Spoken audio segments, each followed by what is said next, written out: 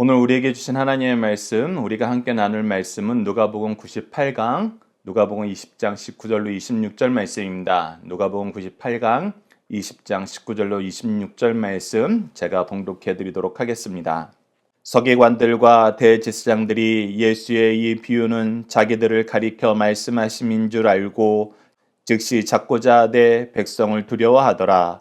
이에 그들이 엿보다가 예수를 총독의 다스림과 권세 아래에 넘기려 하여 정탐들을 보내어 그들로 스스로 의인인 체하여 예수의 말을 책잡게 하니 그들이 물어 이르되 선생님이여 우리가 아노니 당신은 바로 말씀하시고 가르치시며 사람을 외모로 취하지 아니하시고 오직 진리로서 하나님의 도를 가르치시나이다.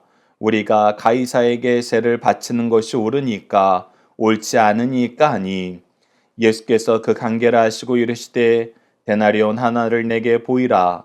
누구의 형상과 글이 여기 있느냐? 대답하되 가이사의 것이니이다. 이르시되 그런즉 가이사의 것은 가이사에게 하나님의 것은 하나님께 바치라 하시니 그들이 백성 앞에서 그의 말을 능히 책잡지 못하고 그의 대답을 놀랍게 여겨 침묵하니라.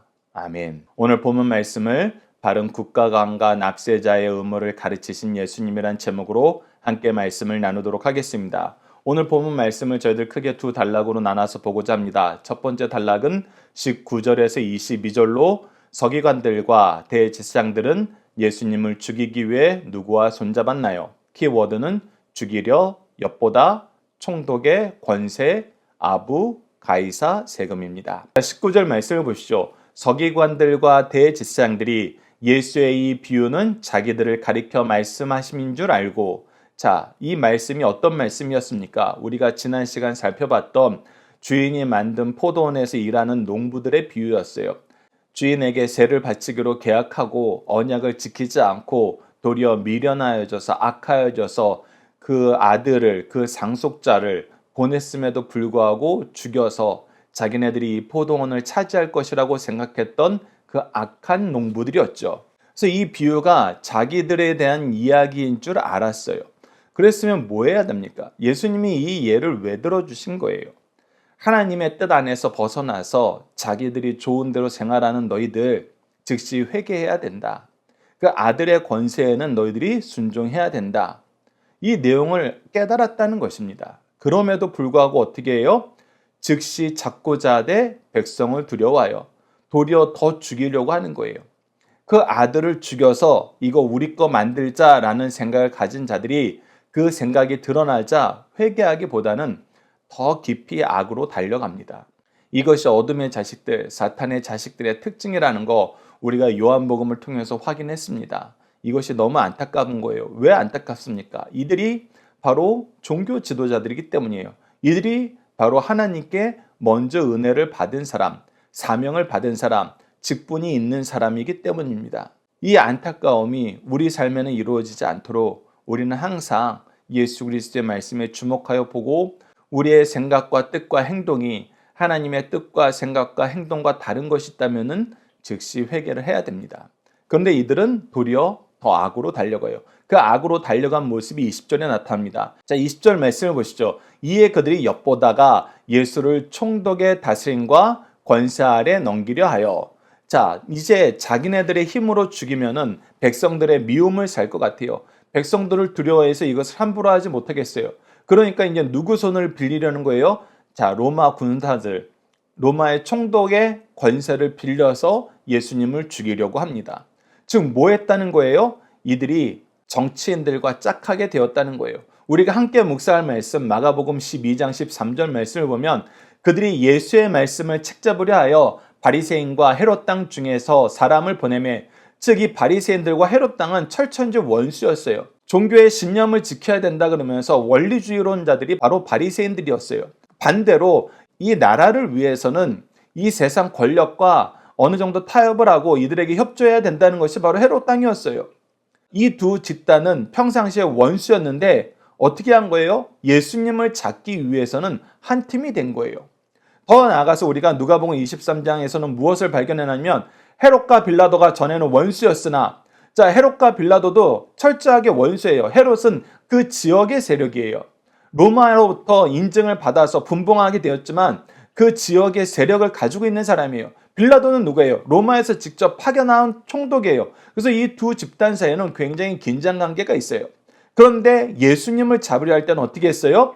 당일에는 서로 친구가 되니라. 예수님을 잡아서 죄 없는 예수님을 죽이려 하는 데에는 그들이 서로 협력하게 되었다는 거예요. 즉 이것이 우리가 악인들을 통해서 발견하게 되는 거예요. 그들은 나름대로 이론이 있어요. 나름대로 목표가 있어요. 나름대로 뜻이 있어요. 이유가 있다는 거예요. 그런데 그들이 이유가 있어서 얘기한 모든 것들, 그래서 세상과 짝하고 평상시에 원수되었던 자들과 내가 절대로 인정하지 못하는 자들과 짝하는 모습을 보니까 무엇하라고 협력하는 거예요? 무엇하라고 짜게 된 거예요? 바로 선한 일을 죽이려고, 예수 그리스도를 죽이려고, 하나님 나라의 일을 막으려고. 이것은 예수님께서 요한복음을 통해서 이 백성들, 이 지도자들에게 경고했던 내용과 동일해요. 우리가 이미 요한복음 5장 44절을 통해서 본 것처럼 너희가 서로의 영광을 취하고 유일하신 하나님께로부터 오는 영광을 구하지 아니하니 어찌 나를 믿을 수 있느냐라고 말씀하셨던 것처럼 이들은 자기네들의 영광을 취하다 보니까 서로 원수가 되었던 자들도 서로의 영광을 위해서는, 하나님의 영광을 거절하고 자기가 높아지는 일을 위해서는, 자기네들의 뜻이 이루어지는 일에 대해서는 협력하더란 것입니다. 그래서 예수님을 총독의 권세에 넘겨주려고 함정을 파서 헤롯 당과 같이 잡으러 와요. 헤롯 당과 같이 음모를 꾸밉니다. 그런데 그들이 나타날 때는 이리가 양의 가면을 쓰고 나타나는 것처럼 스스로를 감추면서 나타납니다. 20절 후반절 말씀부터 보십시다. 정탐들을 보내어 그들로 스스로 의인인 채 하여 예수의 말을 책잡게 하니. 자, 스스로 의인인 채 한다는 것은 어떤 의미인지 우리가 21절에서 22절에 그들의 질문을 통해서 알 수 있습니다. 자, 21절 보시죠. 그들이 물어 이르되 선생님이여 우리가 아노니 당신은 바로 말씀하시고 가르치시며 사람을 외모로 취하지 아니하시고 오직 진리로서 하나님의 도를 가르치시나이다. 자, 평상시에는 예수님을 인정하지 않으려고 그랬어요. 잡아먹으려고 그랬어요. 근데 왜 지금 이렇게 예수님을 띄워줍니까? 그를 띄워서 그에게 아부하여서 그를 통해서 내가 원하는 대답을 얻기 위한 거예요. 자, 이들이 했던 아부의 내용을 들어보시죠. 바로 말씀하시고 가르치시며 머뭇거리거나 피하거나 회피하지 않고 바로 그 자리에서 말씀하시는 분 아닙니까? 그러니 지금 우리가 얘기하는 것도 바로 말씀해 주시죠. 피하시면 안 돼요. 도망가시면 안 돼요. 미루시면 안 돼요. 이렇게 얘기를 하는 거예요. 그러면서 뭐라 그럽니까? 사람을 외모로 취하지 아니하시고 그 겉모습에 현혹되지 아니하시고 무엇을 하시에 오직 진리로서 하나님의 도를 가르치니이다. 그러니까 하나님의 도를 있는 그대로 가르치시는 분, 진리를 가르치시는 분임을 우리가 압니다. 이 사람의 외모에 따라서 그 사람이 나에게 도움이 될까 도움이 되지 않을까 확인하고 그 사람에게 도움이 될 만한 것, 나에게도 이익이 될 만한 그런 얘기를 하시는 분이 아니심을 우리가 압니다 라고 얘기하는 거예요. 근데 지금 이들은 어떤 사람들이에요? 이들은 바로 아부하는 사람이에요. 상대방을 통해서 나에게 이익이 되면 그에게 좋은 이야기를 해주는 사람들이에요. 바로 거짓 선생들이죠. 그런데 그런 그들이 스스로 위선의 탈을 쓰고 예수님께 나와서는 예수님은 그러지 않은 분인 줄 우리가 압니다 라고 아부를 했다는 거예요. 그리고 나서 물어보는 것이 바로 총독의 권세를 빌려서 예수님을 잡으려는 그 음모에 들어가는 것입니다. 그 내용이 바로 22절입니다. 우리가 가이사에게 세를 바치는 것이 옳으니까 옳지 아니하니까 아니. 자, 지금 이들이 바리새인들과 헤롯 당에 같이 손을 잡고 왔어요. 자, 이 두 그룹이 같이 와서 예수님을 시험하는 것입니다. 예수님을 시험하는데 어느 쪽으로 붙을래? 라고 물어보는 거예요. 자, 가이사에게 세금을 바쳐야 된다는 것은 헤롯 당이 평상시에 주장하는 내용이에요.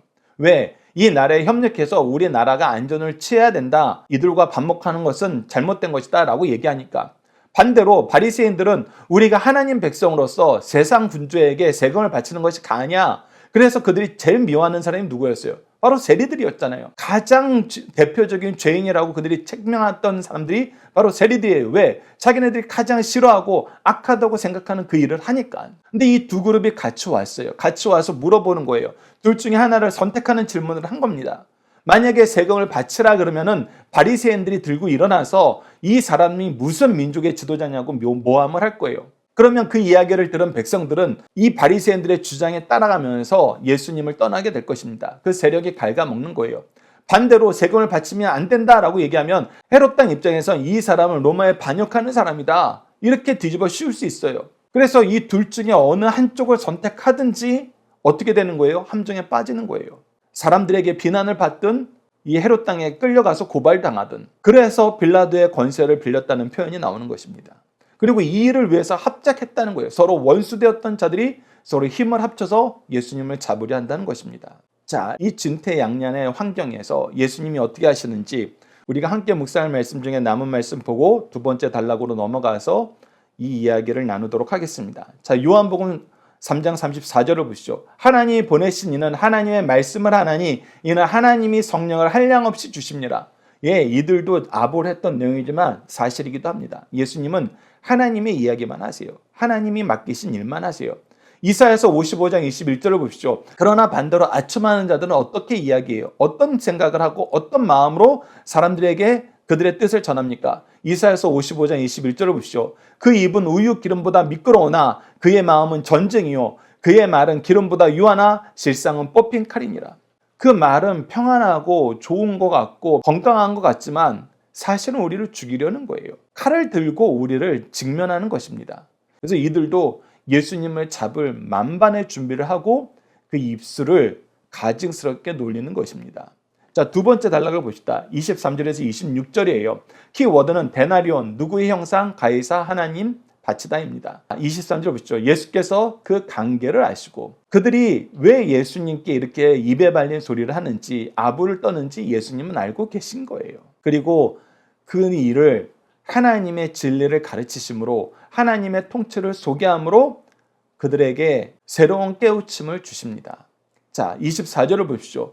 데나리온 하나를 내게 보이라. 이 데나리온은 로마에게 세금을 바칠 때 써야 되는 로마 주화입니다. 내게 보이라 하시고 나서 물어보십니다. 누구의 형상과 글이 여기 있느냐? 대답하되 가이사의 것이니이다. 로마에서 발행한 동전이기 때문에 가이사가 새겨져 있죠. 로마의 권위와 로마에서 제공하는 안전을 그들이 담보하는 거거든요. 그때 예수님이 말씀하십니다. 이르시되 그런즉 가이사의 것은 가이사에게, 하나님의 것은 하나님께 바치라 하시니. 자, 이 말씀을 바리새인들도 헤롯 땅도 다, 그리고 일반 백성들도 전부 이해하게 돼요. 왜? 하나님께 바치는 것은 하나님께서 구약에서 계속해서 강조해 주셨던 것이 무엇이냐면 구별하여서, 준비하여서 바치는 거예요. 그래서 성전 안에 이 환전상들이 있었던 것입니다. 왜? 구별하여서 바쳐야 되기 때문에. 우리가 동일한 금액이어도 로마에서 사용하는 거, 하나님께 바치는 것은 하나님께서 정하신 방법하고 틀렸기 때문에. 그래서 이건 하나님께 드릴 수 없는 거예요. 너희들이 이미 알고 그렇게 행동한다는 거 이미 우리가 확인했습니다. 성전에서 환전상이 있다는 걸 통해서. 그러면서도 너희들이 그 혜택은 다 보지 않느냐. 로마의 화폐가 너희들에게 주는 모든 혜택은 다 누리고 있지 않느냐. 그렇다면 너희들이 그 안에서 혜택을 입은 만큼 그들에게 세금을 내는 것이 합당하다. 이 말씀을 통해서 우리에게 무엇을 깨닫게 하시냐면 하나님 섬기는 것과 세상에서 질서를 따르는 것은 서로 이해 충돌되는 것이 아니다. 오히려 무엇을 통해서 이들이 충돌되는 것으로 만든 거예요? 탐욕을 위해서. 나 세금 내기 싫은데, 나 헌금하기 싫은데, 이 둘 중에 하나 때문에 내가 이거 바치는 거 안 되는 거 아니야? 라는 이론을 만들었다는 거예요. 누가? 유대 지도자들이. 도리어 유대 지도자들이 이것을 만들어서 이용하면서 일반 백성들까지 혼란하게 만드는 것입니다. 그러자 이들의 반응을 보시죠. 26절입니다. 그들이 백성 앞에서 그의 말을 능히 책잡지 못하고 그의 대답을 놀랍게 여겨 침묵하니라. 네, 그들이 신앙적으로도 하나님이 주신 계명 안에서도 이 말은 틀린 말이 아니에요. 그리고 세상에서도 이 말은 틀린 말이 아니에요. 세상 법으로도 하나님의 법으로도 흠잡을 데가 없는 것이 바로 예수님의 가르침이에요. 예수님은 마지막 십자가상에 죽으실 때까지도 이 모습을 계속해서 보여줘요. 유대법으로도 로마법으로도 흠잡을 데가 없는 분이에요. 더 나아가서 율법의 의도 완전히 이루신 분이에요. 그래서 예수님이야말로 죄 없으신 분이라고 끊임없이 얘기하는 거예요. 그런데 이 세금 문제에 대해서 일반 백성들이 잘못 해석하고 있는 것이 무엇이냐? 이 문제가 왜 유대 신앙 공동체에서 큰 화두가 되었느냐? 그것은 우리가 말씀을 바로 깨닫지 못하기 때문입니다. 특히 로마서 13장 1절에서 7절 말씀을 깨닫지 못했기 때문이에요. 자, 이 말씀 우리가 간략하게 한번 나눠보도록 하겠습니다. 로마서 13장 1절입니다. 각 사람은 위에 있는 권세들에게 복종하라. 권세는 하나님으로부터 나지 않음이 없나니 모든 권세는 다 하나님께서 정하신 바라. 자, 우선 그들이 가지고 있지 못하는 신앙, 하나님의 말씀 안에서 깨닫지 못한 것은 무엇이냐면 이 모든 세상은 하나님이 다스리신다는 것입니다. 하나님께서 통치하신다는 거예요. 이 개념이 우리에게 흐트러지면은, 우리가 이것을 믿지 못하면은 계속 끊임없이 세상에 따라야 되는 것까지도, 하나님과 충돌되지 않는 것까지도 우리가 스스로 충돌을 시켜요. 이건 잘못된 것이란 겁니다. 우리가 세상 권세를 인정하는 것은 왜 인정하느냐? 하나님이 주신 것이기 때문에 인정하는 거예요. 즉 우리는 하나님의 통치를 인정하기 때문에 세상 권세도 인정하는 거예요. 왜? 이 모든 것이 하나님의 뜻대로 이루어진다. 우리가 이 부분은 다니엘서를 통해서 너무나 확실하게 확인했습니다. 다니엘과 세 친구가 뜻을 정하여 기도할 때에도 하나님의 통치를 인정했어요. 하나님의 심판을 인정했어요. 그래서 말씀 안에서 그들이 따라야 되는 것과 따르지 말아야 될 것을 분명히 구별했습니다.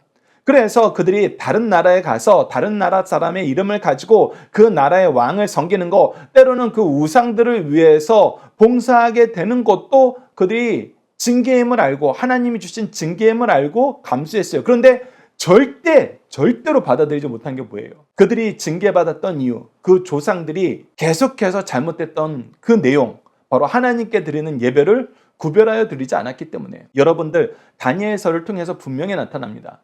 그들의 신을 섬기는 데서 봉사하는 것과 그들의 신에게 예배하는 것은 분명히 구별되어 있어요.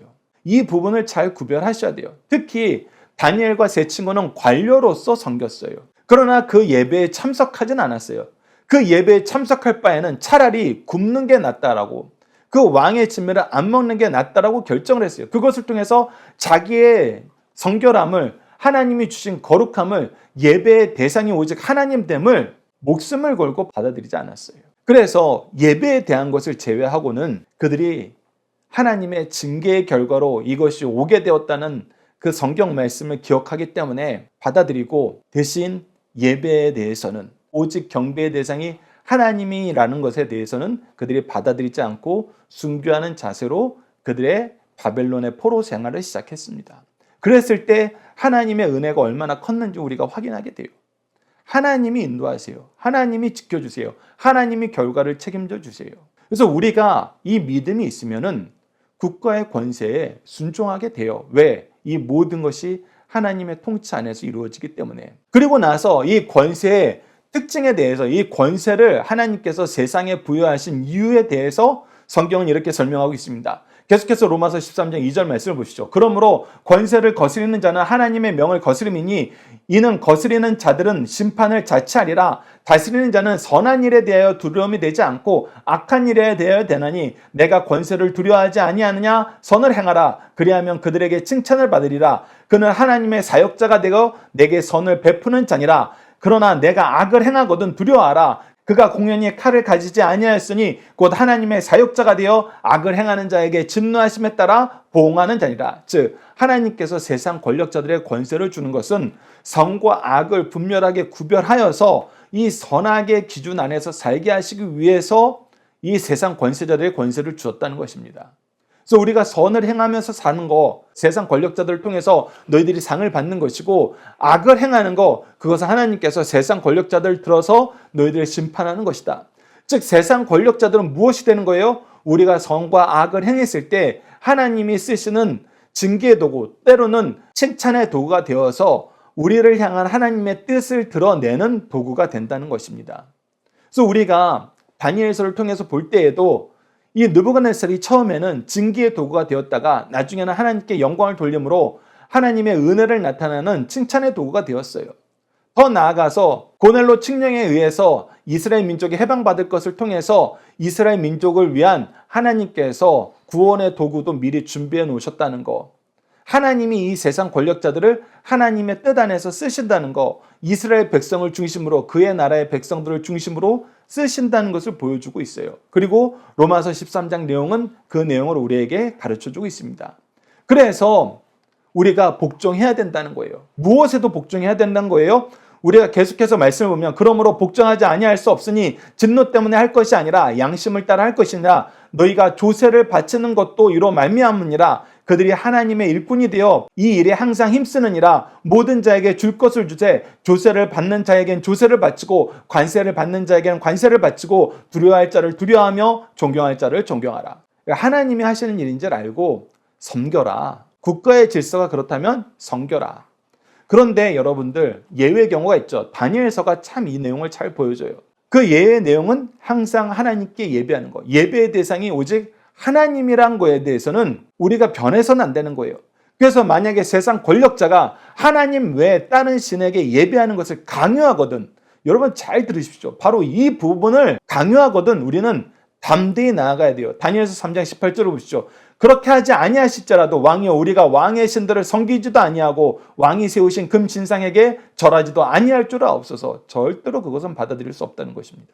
그리고 우리는 하지 않으면서 말로만 이 본을 보여주는 것이 아니라 실제로 행동함으로 오히려 앞장서서 이것을 지키는 사람이 되어서 우리 양들을 보호하며 양들에게 용기를 줘야 된다는 겁니다. 베드로전서 5장 3절을 보시죠. 맡은 자에게는 주장하는 자세를 하지 말고 양무리의 본이 되라. 주장한다는 것은 내가 권력자가 되어서 내 마음대로 말로만 그들을 조종하고 그들을 협박하고 그들을 징계하는 것이 아니라 본이 되어서 그들의 방패막이가 되고 그들보다 앞서 나가서 악과는 싸우고 앞서 나가서 선은 이루고 그들을 보호하고 그들에게 용기 주는 사람이 되라. 이것이 성경의 가르침입니다. 그래서 여러분들 잘 기억하십시오. 우리가 세상 권세를 인정하는 것은 하나님이 주셨음을 인정하는 거예요. 즉 하나님의 통치를 인정하는 것입니다. 그리고 하나님께서 이 권세를 주신 것은 질서를 유지하게 하시려는 거예요.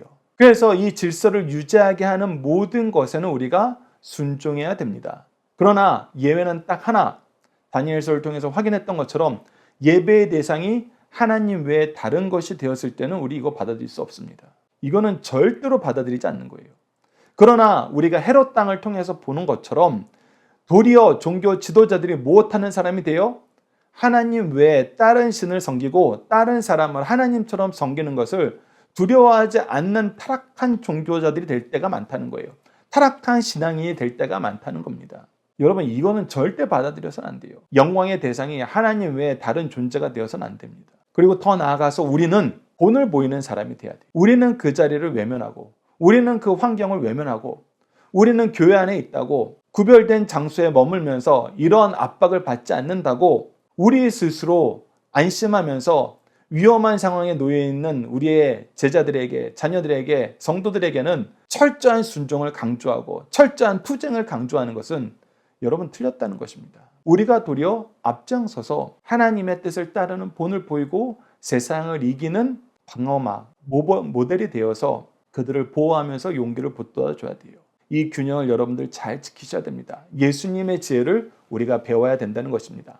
자, 중심사상 보도록 하겠습니다. 첫 번째, 그리스도인은 신앙생활과 사회생활을 모두 잘해야 하며 교회는 국가 권력에 중립적이어야 한다. 일반적으로 바른 신앙생활과 바른 시민생활은 양립할 수 없다고 생각합니다. 그러나 주님께서는 그리스도인만큼 선량하고 양심적인 시민이 없다는 사실을 가르쳐 주십니다. 예수님의 국가 권력에 대한 태도는 중립적이었습니다. 정치적 폭동을 지지하지 않으셨고 국가 절대주의자도 않으셨어요. 자연계에 자연 질서가 있듯이 사회를 살아가는 모든 사람들은 질서를 따라 살아야 합니다. 국가 권력에 의한 납세나 병역 의무는 당연한 의무요. 그리스도인이라도 예외는 없다는 것입니다. 두 번째, 성도들의 생활에 있어 궁극적인 목표는 하나님의 영광이지 국가가 아니라는 것입니다. 인간의 삶에 있어서 하나님의 권세는 근원적 권세요. 국가나 부모의 권세는 파생적인 권세입니다. 그러므로 국가 권세의 근원은 국민에게 나오는 것이 아니라 하나님께로 말미암는다는 사실을 우리에게 가르쳐주고 있어요. 그렇기 때문에 기독교인은 하나님께로부터 나온 국가의 권세를 인정하고 그 통치에 복종해야 하며 동시에 국가 권세의 한계성을 인정하고 하나님의 권세까지 침범하는 것은 단호히 배격해야 됩니다. 세 번째, 기독교인은 국가 절대 주권을 주장하거나 국가 체제를 전복하려는 행위를 해서는 안 된다는 것입니다. 악한 자들이 공교하고 아첨하는 말로 자신들을 위장하여 예수님을 책잡으려 하였지만 예수님께서는 바른 국가관을 제시해 주셨어요. 그리고 국가 권력으로 만족하지 않고 하나님의 것, 예배와 찬양까지 찬탈하려는 행위를 엄히 금하시면서 그들의 행위를 정죄하신 것입니다. 예수님은 국가 절대주의와 국가 체제를 전복하려는 행위를 단호하게 배격하시면서 바른 국가관을 제시해 주셨습니다. 자녀들과 함께하는 기도 훈련 내용으로 함께 기도하도록 하겠습니다. 우리에게 지혜를 주시고 의의 길로 나아가게 하시는 하나님, 우리가 하나님이 온 세상을 통치하심을 깨닫고 경험하고 믿게 하시고 주의 의로운 진리의 말씀으로 세상의 유혹과 핍박을 이기게 하심을 감사합니다. 이미 주신 지혜와 은혜로 세상을 이길 수 있는데 때로는 우리의 욕심이, 우리의 악한 자아가, 세상의 풍조가 우리를 흔들며 불안하게 하며 하나님을 거역함을 용서해 주소서. 우리의 연약함을 도우셔서 믿음으로 서게 하시고 하나님이 창조주 되심과 통치주 되심과 구원주 되심과 심판주 되심을 믿고 주의 뜻을 따르며 주의 나라의 통치를 세상에 선포하는 삶을 살도록 도와주소서. 예수님 이름으로 기도드립니다. 아멘.